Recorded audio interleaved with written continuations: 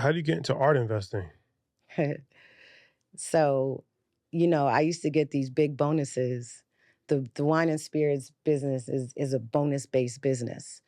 And I would get these big bonuses and I would, buy a watch, buy a purse, buy all the toys, The things. the things. I like things. And I remember hearing a record, I think it was a J record, and he talked about art. And I was like, I have not bought that yet. It pricked my conscience. And the first real piece that I invested in was a piece of art from South Africa from an artist named Nelson Macomo. He was an incredible artist. And the reason why I say invested in it is because it was literally half my bonus. And it was hard for people to understand. They were like, "You're gonna spend what? You're gonna what? What are you talking? That's a lot of money." Just because we haven't really been taught the How value much? of How much art. was it? It was like $25,000. And who educated you to know that that was something that you should buy? Well, in with that purchase, I just loved it. You just looked at it and just I liked it. loved it, and I researched the artists, and it fell in line with just kind of me falling in love with South Africa too, and I loved it. So I think the first thing that I always like to tell people is even though I invest in art, I only invest in what I love. Like if I don't love it, I'm not really going to spend my money on it. And so I've been really fortunate to get to know a lot of artists directly, buy from artists directly. So you circumvent the whole gallery and all that kind of stuff. And you're supporting the artist. Like the artist is getting 100% How much is that of worth what now? you're purchasing. Do you know? Um, I don't know. That's interesting, right? I see it. I love It's it. definitely worth more than what I bought it I'm assuming that. for. Maybe it was Picasso Baby's the J song that Yeah. that might have sparked it. But does that now spark your love for art, or did it just translate into South African art? Right? Did you start studying art, American artists throughout the world, and now this becomes a passion for you based on that one purchase? Yeah, you know what I realized? Art for me was, I just got lost in it. Like I realized I was like, I love this. Like I had just like this genuine passion for it. I didn't grow up going to museums. I didn't grow up going to art exhibits. I didn't grow up in a house where there was art. And so I think for me, I was like, oh wait, we belong here too. That it was really that fueled me. I was like, wait, this is a space that we belong in as well. And there's such an incredible art community. So I also was enjoying like getting to meet people, and those people are like involved in some cool stuff. So I think it was that definitely, African art, Black artists in general, you know, was something that I was like, okay, I love this. These stories are incredible. And then it became like, yeah, like, I remember buying a piece. You asked about the value. I bought a piece for like $12,000. And I remember seeing an auction for the artist, and her piece sold for $90,000. And like I have one of her bigger pieces, earlier works that I bought for $12,000. That's clearly gone up in value. So I then also started just to understand, like, oh, okay, this is how that works. And then I think when you study really wealthy people have a few things in common. They have real estate. A lot of them have a lot of investment in wine, and they invest in art. And I was like, okay, this all kind of makes sense for me. This is the space that I play in anyway. So how many pieces do you have, roughly? Oh, now I probably have over 40 or 50 pieces of art, and So and everything, not just, I have sculptures, I have vases, so where plates. where do where do you keep it all? It's everywhere. I mean, it's in my bathrooms, it's on the floors. But does it ever get to a point because it's like, all right, you could invest in a variety of things that art is somewhere where it has to be kept, right? So Mhm. after a while, it's like you can't really fully appreciate it, I don't think, because you can't put it on your wall. You can't put 50 pieces of art on one wall, right? So Right. it's like you could put it in your office, you can put it in different places, but when you really start to get a lot of art, I'm always curious to know like what are people doing with all of the art that You, they are they just hoarding it you in the take the Dame basement? take the Dame Dash roll. Yeah, I mean, listen, people do have art storages that are specific for art, just like they have wine storages. For me, I'm working to sell a lot of wine so I could buy a nice big house so I can have all my art up in it. I mean, now it's Because funny. the art storage, that kind of, I don't understand that.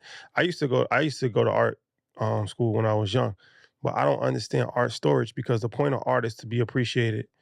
And if you're just storing it, I feel like it's actually disrespectful to the art form, right? Yeah, Because now you've taken the beauty out of it, and now it's just become like a file cabinet, you yeah. I know? think it's a double And entendre. You use the word appreciated. While it's stored, it is it's appreciating. appreciating. But it's I get what you're I saying look at though. art from an artist standpoint. I understand the business, Yeah, but art should always come first. The yeah. business should come second. Well, some Right. people create galleries, right? They create their own galleries, Yeah. which I mean, I know people who have like bought the houses next to their house, and the house next to the house It's is for for art. their is art, is a gallery. which is amazing, Yeah. right? So I'm with you, like, and when you ask me like the buying, my rationale around buying, I only buy what I love because, like you, I want it up. I want to see it. I want to appreciate it. I also want to share it with people. So, like, when friends come over, they'll be like, "Your house is like a museum," and that makes me feel so good. You know what I mean? Like, I'm like, yeah.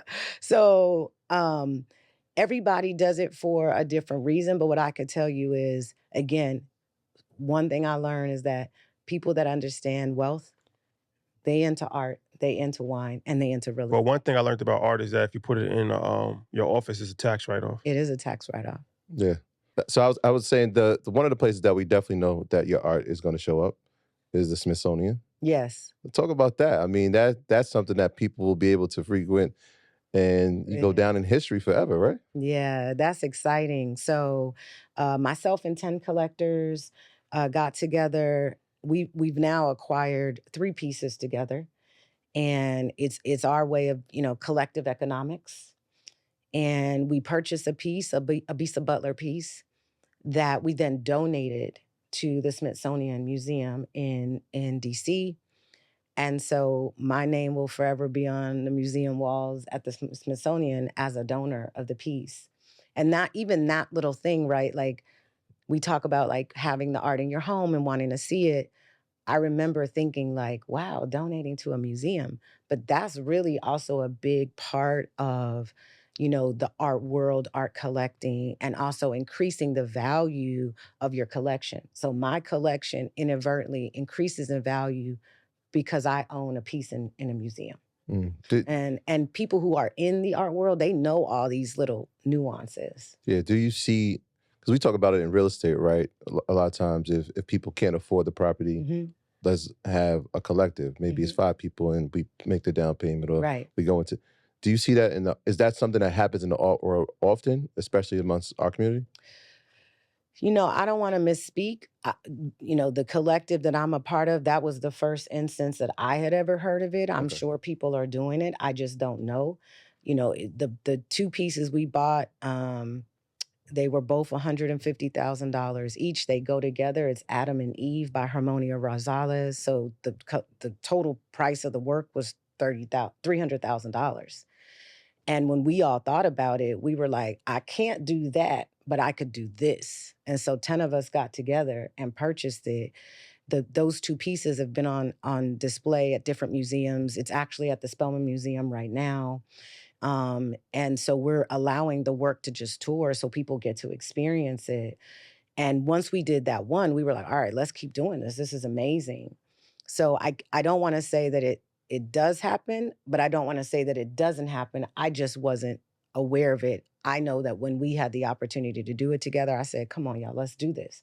Because it was $30,000. Yeah. But at the end of the day, I'm part owner of $300,000 worth of art. Yeah. And That. that's just that one buy.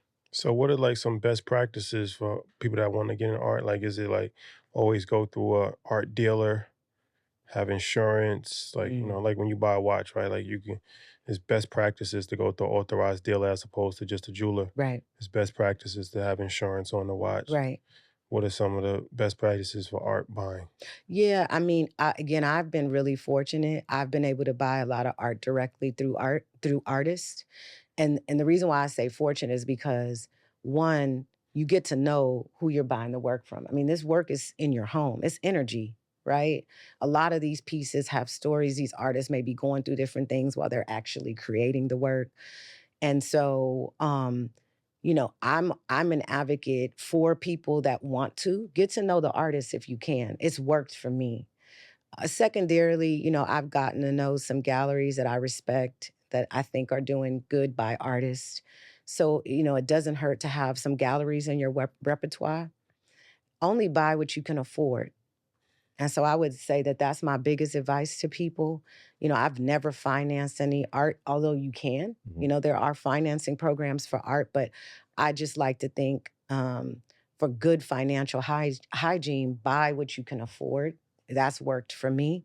You absolutely have to insure your art, and you have to make sure that it's a reputable insurance that specializes in art insurance.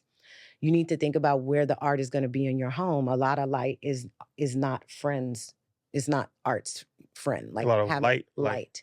Yeah, so how do it you ruins it. it can. Yeah, it can. So, making sure that the art is in a position in your home that it isn't getting damaged, making sure that you're framing with a reputable framer that's gonna talk to you about UV glass versus museum glass. I mean, this is all the stuff that goes into thinking about preserving your art. And then, I've not been someone who's gotten into the business of selling my art. I know people that are in that business of selling. I can't say that I would never do it. For me, it's legacy building. So this is what I'm going to leave behind for my son, my goddaughters, my grandchild. You know what I mean? Like, this is really legacy building for me and wealth building for them. So I think it's just making sure you get educated like you do in anything that you're going to be investing your money.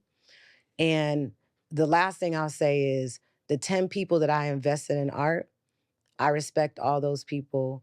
I expect respect their portfolios, right? What they've done with their money. I would have never just gotten with 10 people and bought some art that I didn't know I felt were a good fit in what I was trying to do. Because that's a relationship. You getting into a business relationship with them.